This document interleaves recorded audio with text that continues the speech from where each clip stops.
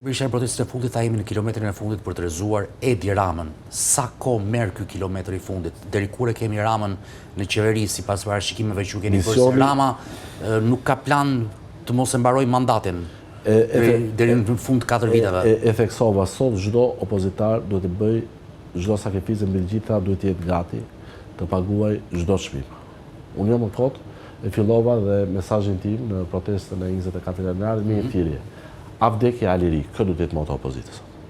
Avdekje Aliri, kushdo që sot gëzon një mandat që nuk është i tij, por i atyre heronjve të cilët